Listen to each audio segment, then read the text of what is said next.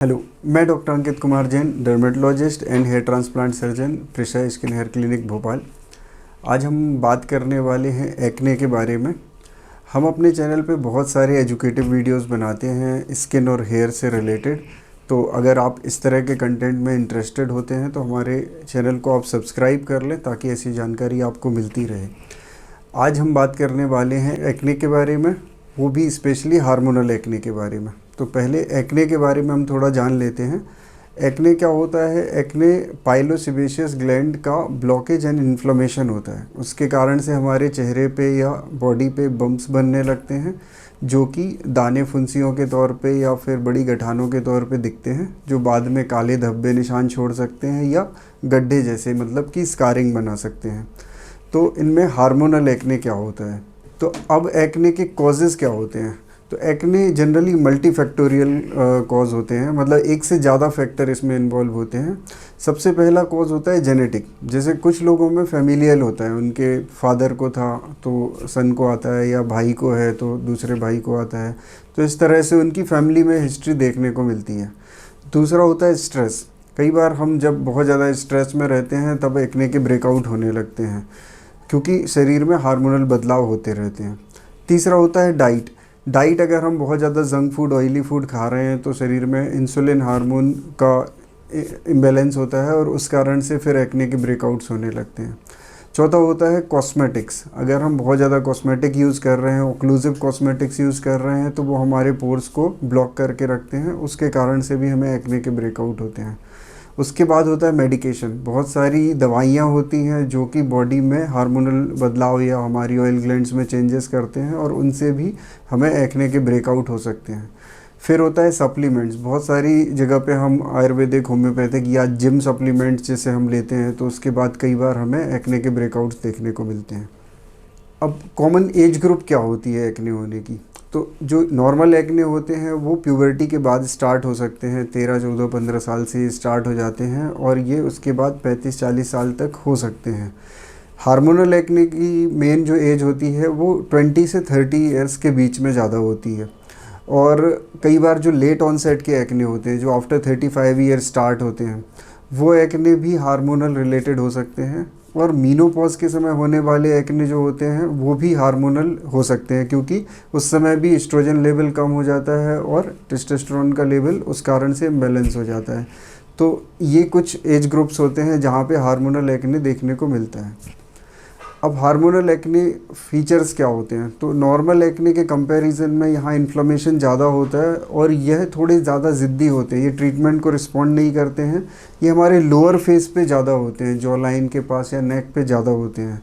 तो इस तरह के एक्ने क्लिनिकली थोड़ा सा डिफ्रेंशिएट करते हैं नॉर्मल एक्ने से। अब जो मोस्ट कॉमन कॉज होता है एक्ने का, हार्मोनल एक्ने का, वो होता है पीसीओडी, पॉलीसिस्टिक ओवेरियन डिसीज़। इसमें हमारा ओवेरियन लेवल पे हार्मोनल इम्बैलेंस होता है और इसको डायग्नोस करने के लिए हमें इसके अदर फीचर्स भी देखने होते हैं। मतलब हमारे शरीर में एक्ने तो हो ही रहे होते हैं, इसके साथ हमें हेयर लॉस का सामना करना पड़ सकता है। बालों पे अनवांछित ग्रोथ हमें मिल सकती है, जिसे हम हिरसुटिज्म कहते हैं।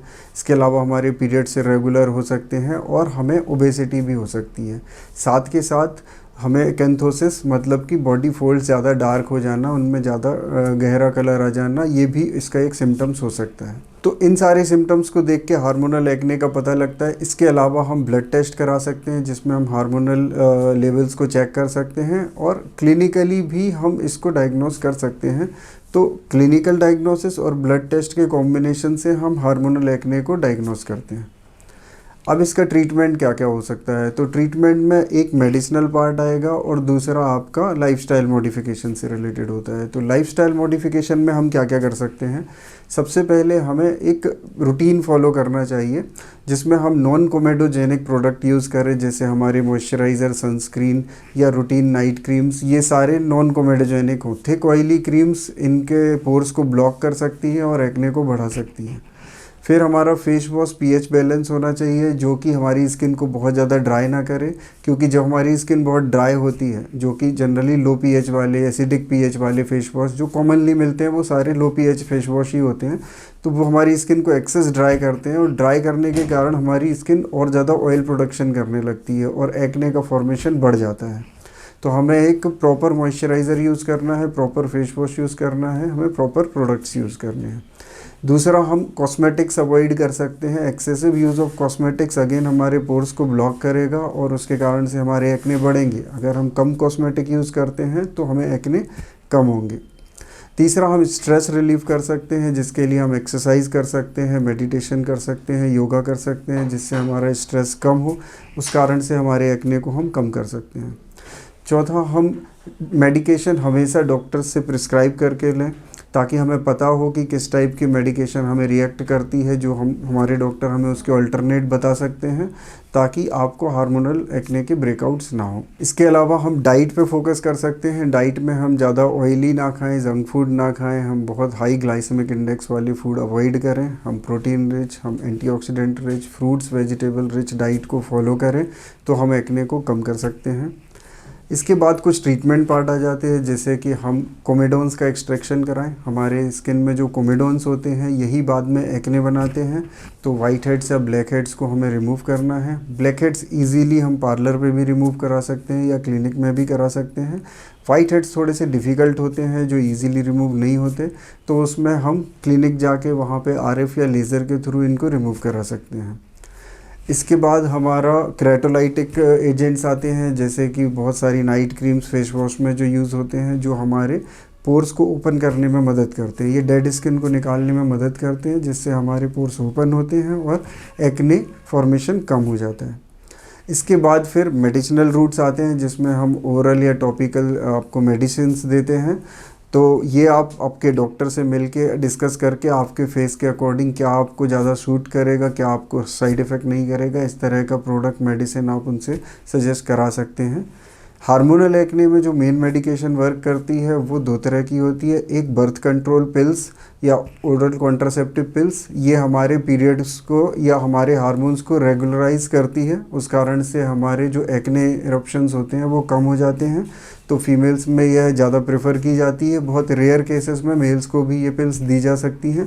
दूसरा जो होता है वह स्पाइरोनोलेक्टोन या एल्डेक्टोन नाम की टैबलेट होती है, जो कि आपको आपके डॉक्टर प्रिस्क्राइब करते हैं, जिससे आपके जो एंड्रोजन का लेवल है या टेस्टोस्टेरोन का लेवल है वो रिड्यूस होता है, और रिड्यूस होने से आपके एक्ने फॉर्मेशन कम हो जाते हैं।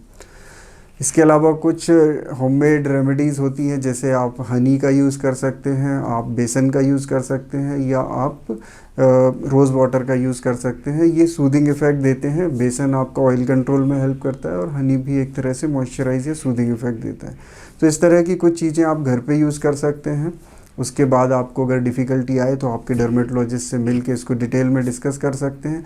कोशिश करें एक्ने को जल्द से जल्द ट्रीट करें, जल्द से जल्द इसका ट्रीटमेंट लें, क्योंकि कई बार एक्ने को अगर अर्ली ट्रीट नहीं किया गया तो लेटर ऑन ये कॉम्प्लिकेट होकर बड़े बड़े गठाने, सिस्ट या दाग धब्बे और गड्ढे बनाते हैं, जो कि लाइफ लॉन्ग फिर हमारे फेस पे रहते हैं। तो उनको ना होने के लिए हम जितना जल्दी एक्ट करेंगे उतना बेहतर रहता है।